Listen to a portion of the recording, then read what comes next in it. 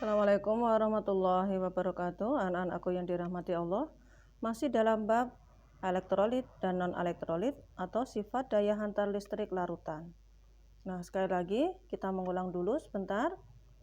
Larutan adalah aqueous, yaitu suatu zat yang terdiri dari pelarut sebagai solvent, zat terlarut sebagai solut. Seperti ini, yaitu kita gunakan air sebagai pelarut, kemudian zatnya kita masukkan ke dalam air tadi sebagai zat terlarut. Untuk zat terlarut ada dua jenis, yaitu senyawa ionik dan senyawa kovalen. Senyawa ionik akan terion sempurna dan juga ada yang terion sebagian. Jika terion sempurna, maka akan kita simpulkan dengan panah ke kanan. Sedangkan pada yang terion sebagian akan disimpulkan dengan panah reversibel atau bolak-balik atau reaksi kesetimbangan. Dalam hal ini, sebagai pelarut yang kita gunakan adalah aquades, yaitu air dari hasil destilasi. Jadi bukan air dalam kehidupan kita sehari-hari, bukan air minum kita, ya, atau bukan dari air keran, bukan dari air sungai atau bukan dari air air hujan. Karena bisa jadi air-air yang ada di lingkungan kita sehari-hari itu sudah terkontaminasi baik asam, basa ataupun garam, sehingga bisa jadi mereka akan bersifat elektrolit. Nah, aquades apakah bisa diminum? Bisa, tetapi hanya menghilangkan haus, tapi tidak ada mineral-mineral yang terkandung di dalamnya sehingga tidak atau kurang berguna bagi tubuh kita. Tubuh kita memerlukan mineral, ya. Untuk senyawa kovalen ada dua jenis, yaitu kovalen polar dan kovalen nonpolar. Nanti untuk sifat daya hantar listriknya, jika terionisasi sempurna maka dia akan membentuk elektrolit kuat. Sedangkan jika terionisasi sebagian akan membentuk elektrolit lemah. Sedangkan untuk senyawa kovalen polar maka akan bisa membentuk elektrolit kuat ataupun lemah. Sedangkan yang nonpolar otomatis non-elektrolit. Kita review lagi untuk apa itu kovalen polar dan non-polar. Perhatikan sini.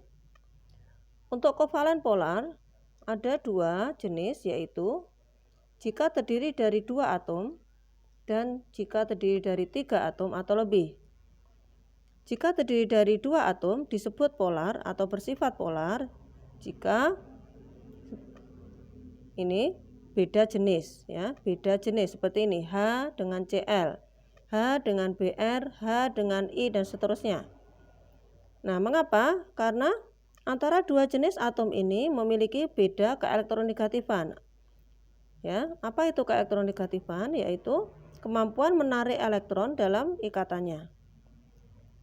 Karena mereka antara H dengan Cl ini, misalkan kemampuan menariknya lebih kuat Cl, maka elektronnya akan cenderung menuju ke Cl.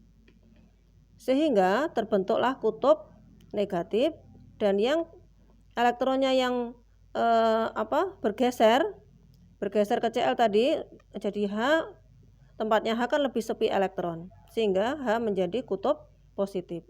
Adanya perbedaan kutub ini akan menjadi mereka bersifat polar. Demikian juga untuk 3 atom atau lebih bersifat polar jika ada pasangan elektron bebas. Ini sudah kita bahas di video pembelajaran chemistry sebelumnya, yaitu pada bab ikatan kimia. Kemudian ada PEB, seperti ini anak-anak, pada H2O. Pada atom O, yaitu atom pusat, ada 2 PEB, pasangan elektron bebas yang sudah tidak digunakan untuk berikatan karena atom O hanya mengikat atom H sebanyak 2, sehingga elektron valensi miliknya O asalnya 6 dipakai 2 untuk berikatan, sehingga masih sisa 2 pasang PEB, pasangan elektron bebas. Nah, adanya pasangan elektron bebas ini menyebabkan senyawa itu bersifat polar.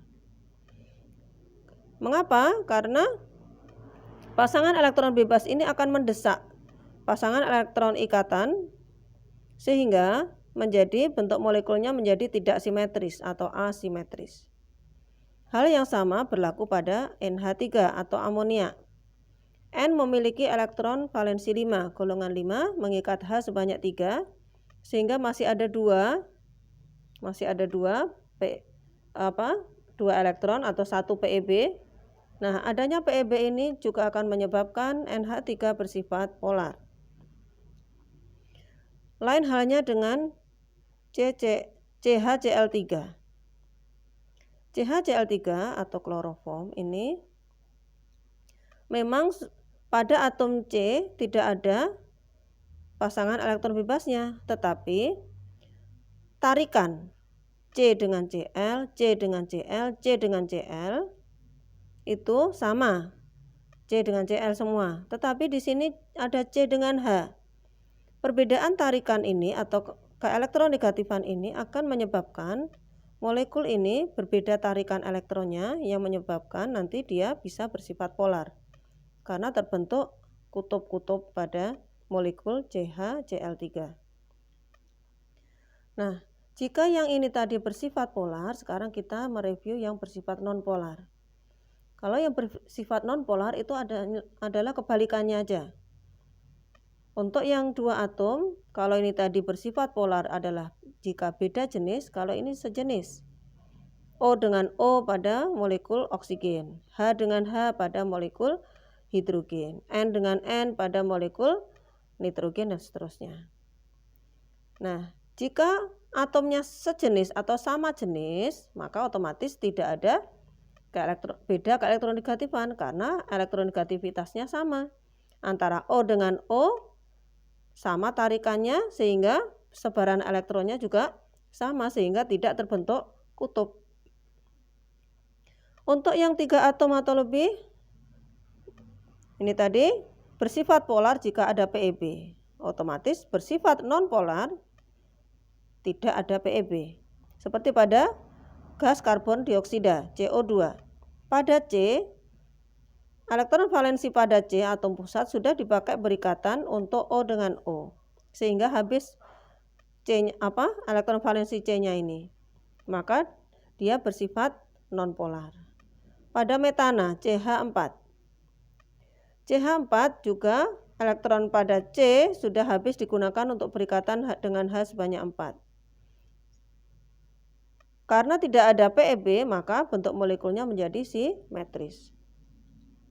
Nah, adanya perbedaan ikatan polar dengan non-polar ini ternyata juga menyebabkan suatu molekul itu atau suatu zat itu akan bersifat elektrolit ataupun non-elektrolit.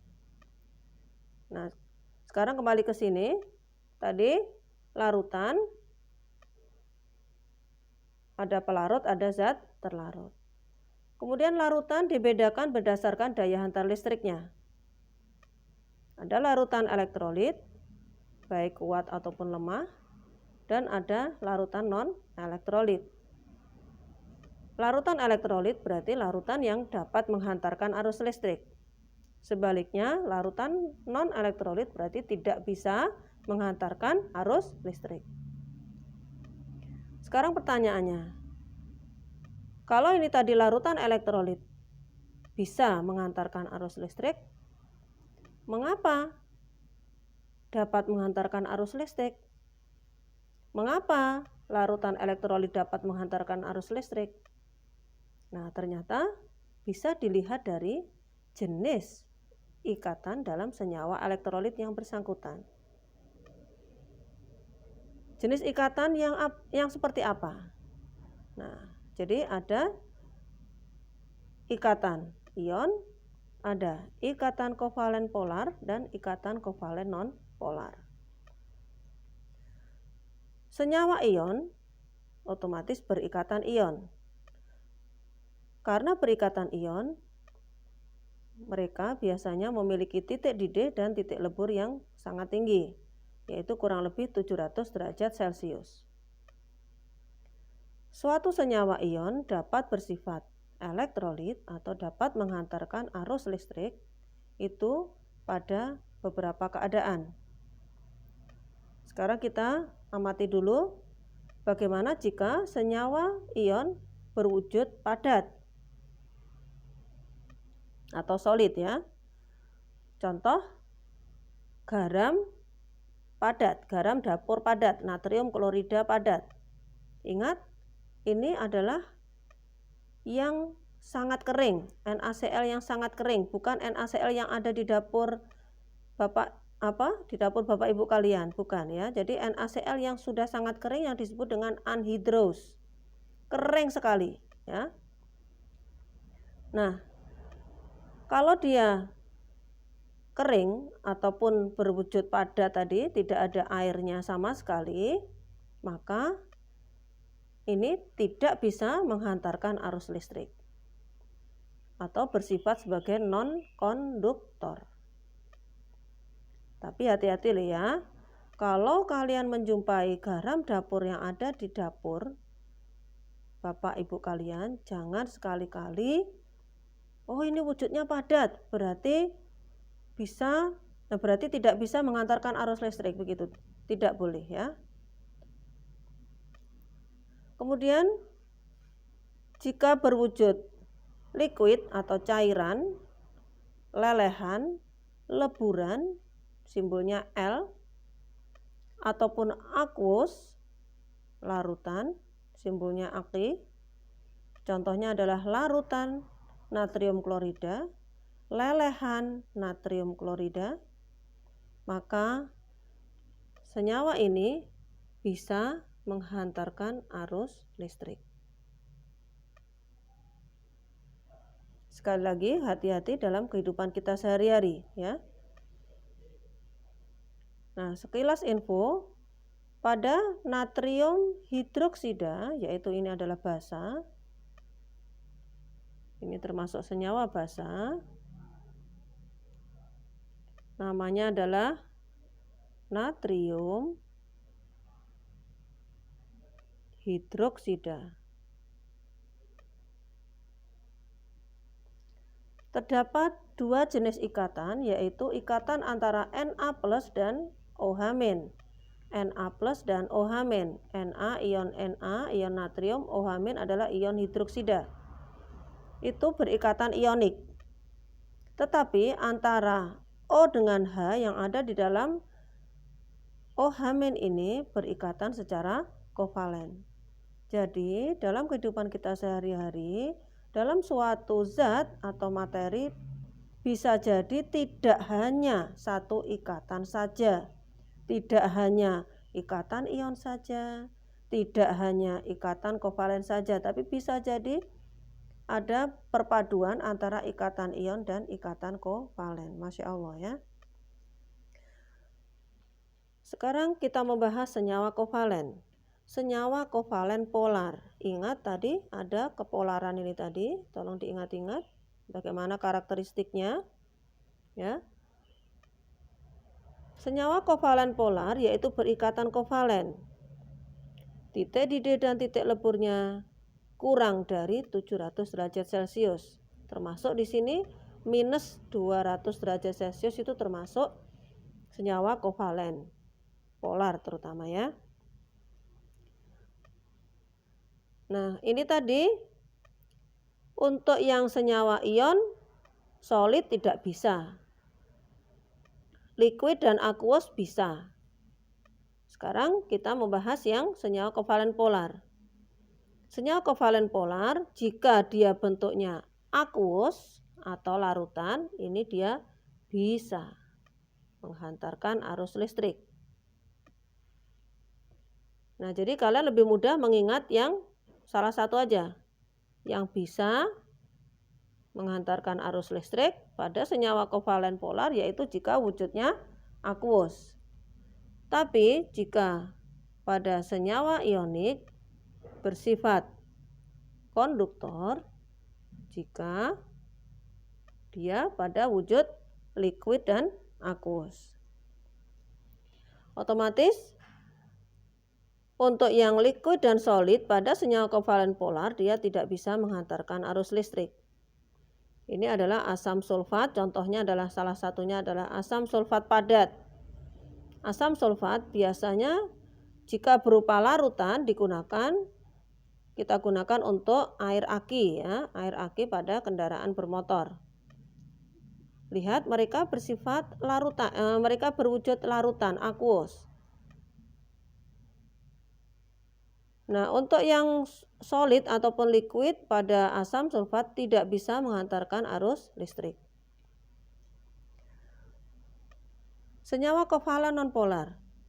Senyawa kovalen nonpolar, ingat tadi bagaimana atau kapan mereka bersifat nonpolar. Ini tadi ya. Jika kovalen nonpolar, otomatis mereka juga bersifat non-elektrolit atau non-konduktor. Masih ingat dengan pembahasan kita sebelumnya?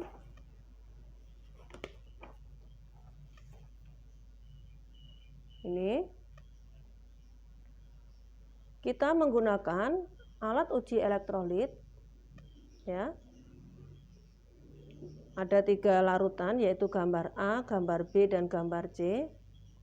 Untuk yang gambar A ini ternyata lampunya menyala terang. Kemudian pada elektrode atau batangan elektrode yang dicelupkan ke dalam gelas ini banyak gelembungnya. Menunjukkan apa? Yaitu menunjukkan pada senyawa A ini terjadi daya hantar listrik yang bagus. Dan ternyata isinya adalah ion Na+ dan ion Cl-, larutan NaCl. Larutan NaCl tadi adalah larutan yang bersifat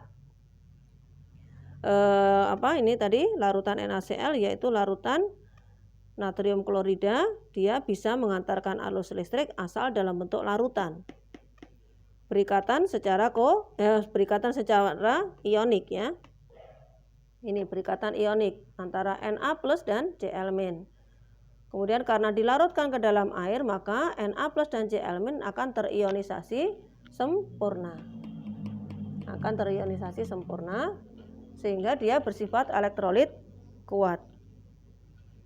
Sedangkan untuk gambar B adalah gambar dari larutan CH3COH atau asam cuka yang diuji dengan alat uji elektrolit. Ternyata nyala lampunya redup, kemudian gelembungnya sedikit ataupun redup dan tidak ada gelembung, tergantung dari molaritasnya ya, tergantung kepekatan dari larutan asam cuka yang kita uji. Nah, larutan asam asetat atau asam cuka itu adalah kovalen polar. Kovalen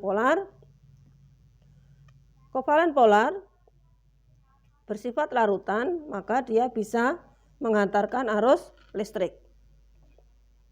Mengapa? Karena ini pada ion-ionnya ini sebagian dia terion menjadi ion negatif, sebagian menjadi ion positif. Jadi CH3COH terion menjadi CH3COO- dan H+.